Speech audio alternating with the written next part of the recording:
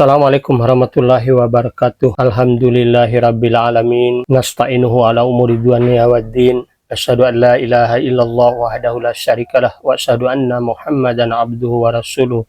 Allahumma shalli ala Muhammad wa ala alihi wa sahbihi wa man tabi'ahum bi ihsanin ila yaumiddin.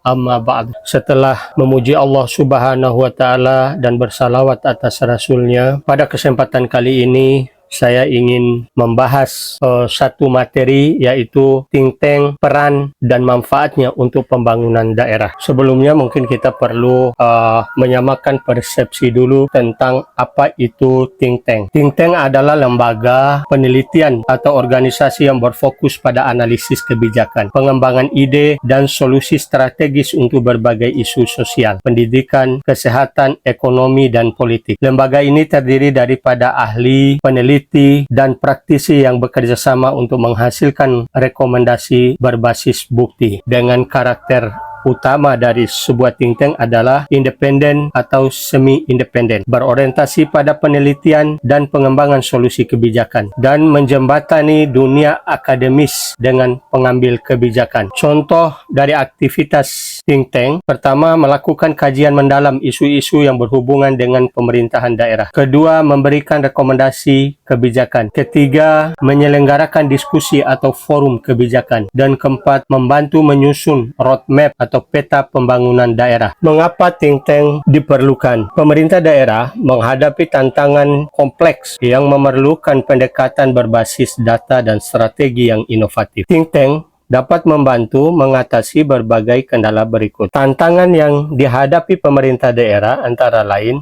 keterbatasan sumber daya manusia dan waktu untuk melakukan analisis mendalam, kebutuhan akan perspektif netral dan berbasis bukti, dan perubahan lingkungan strategis yang cepat seperti di bidang teknologi, ekonomi, dan sosial. Maka peran think tank adalah menyediakan analisis yang komprehensif dan objektif, menawarkan solusi kreatif dan inovatif, serta membantu pemerintah memahami dampak kebijakan yang diambil. 3. Manfaat dan dampak think tank bagi pemerintah daerah. Manfaat langsungnya adalah: pertama, untuk penguatan kebijakan, karena think tank memberikan masukan strategis untuk pengambilan keputusan yang lebih efektif dan efisien. Kedua, peningkatan kapasitas, karena think tank juga dapat memberikan pelatihan dan asistensi teknis kepada pejabat daerah. Dan yang ketiga, efisiensi anggaran, karena think tank bisa membantu pemerintah memprioritaskan program-program dengan dampak terbesar. Sementara untuk dampak positif bagi pembangunan daerah: pertama, perencanaan yang lebih terarah. Think tank membantu menyusun rencana pembangunan berbasis bukti yang realistis dan berkelanjutan. Kedua, peningkatan daya saing daerah. Dengan analisis mendalam, think tank membantu daerah memanfaatkan potensi unggulan, menarik investasi, dan menciptakan lapangan kerja. Yang ketiga, inovasi di dalam pelayanan publik. Rekomendasi strategis dari think tank dapat mendorong inovasi dan efisiensi dalam pelayanan masyarakat. Dan keempat, transparansi dan akuntabilitas. Think tank dapat membantu membangun mekanisme monitoring dan evaluasi yang memperkuat akuntabilitas kebijakan. Lalu, siapa saja yang dilibatkan di dalam organisasi think tank ini? Organisasi think tank melibatkan berbagai pemangku kepentingan untuk memastikan keluaran yang komprehensif dan relevan.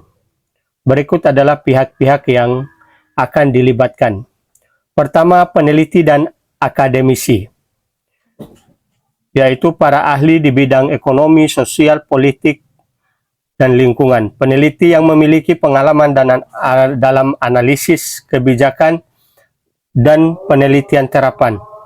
Kedua, praktisi dan profesional, yaitu profesional dengan pengalaman langsung di sektor publik, swasta, atau LSM. Praktisi dengan keahlian teknis dan implementasi program. Dan ketiga, pemangku kebijakan, yaitu berisi pejabat pemerintah daerah sebagai mitra strategis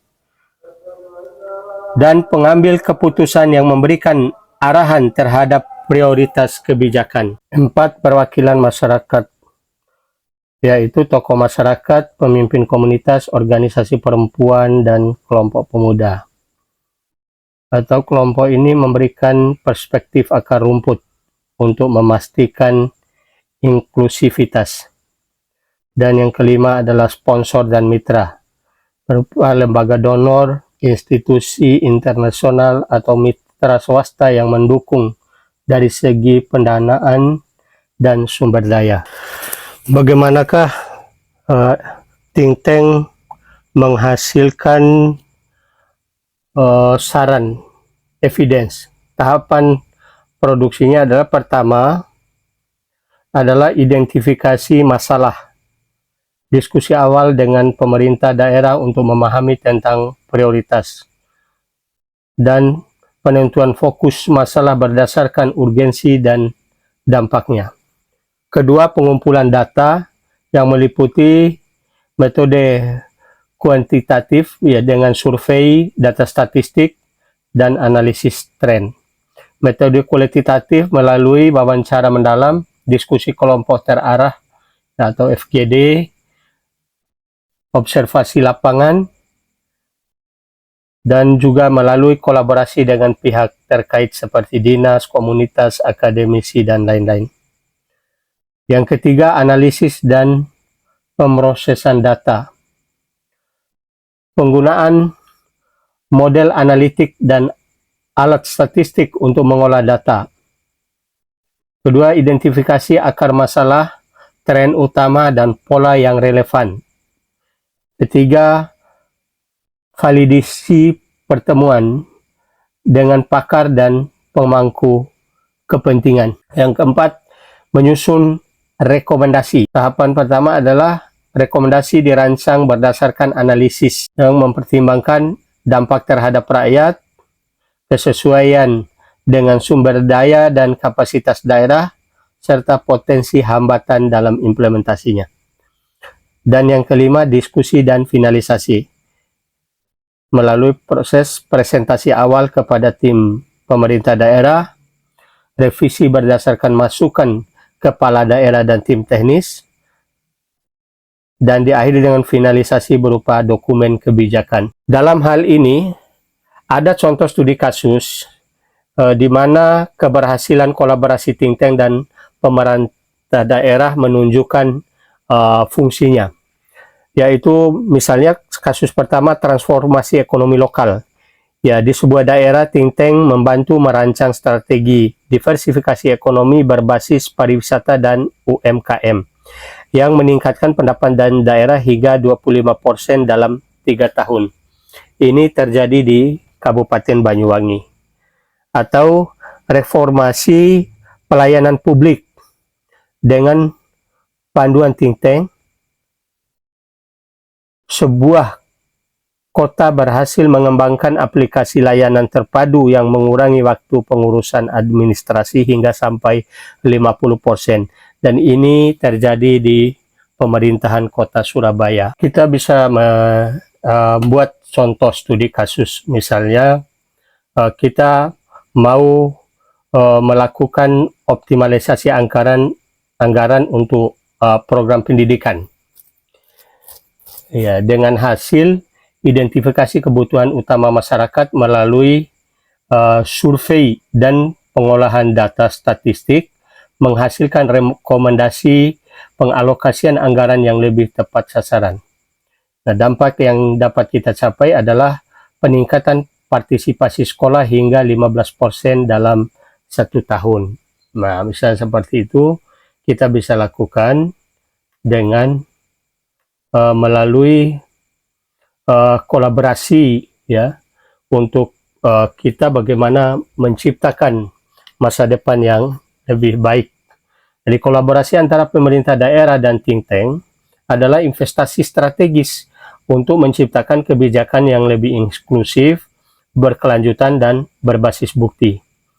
Dengan bekerja sama, ya kita dapat meningkatkan efektivitas pembangunan daerah, menghadirkan solusi inovatif untuk tantangan lokal, dan membangun daerah yang lebih maju, sejahtera, dan kompetitif. Sebelum mengakhiri ini, saya ingin mengutip pepatah yang mengatakan bahwa kebijakan yang baik adalah kebijakan yang berakar pada bukti. Nah, melalui saran evidensi yang tepat dari lembaga think tank, diharapkan kita dapat mencapai visi pembangunan daerah yang lebih maju dan berkelanjutan. Demikian mungkin yang dapat saya sampaikan. Insya Allah, kalau dibutuhkan untuk diskusi lebih mendalam terkait materi ini, saya siap bersama juga beberapa teman-teman yang lain, karena saya sampai sejauh ini sudah menyiapkan jika pemerintah daerah, ya kota maupun kabupaten mau untuk menggunakan kebijakan berbasis data dan memanfaatkan sumber daya intelektual di Bima ini melalui pengorganisasian dalam think tank untuk membantu membangun daerah. Insya Allah saya dan teman-teman siap untuk melakukannya. Terima kasih. Wabillahi taufiq wal hidayah. Assalamualaikum warahmatullahi wabarakatuh.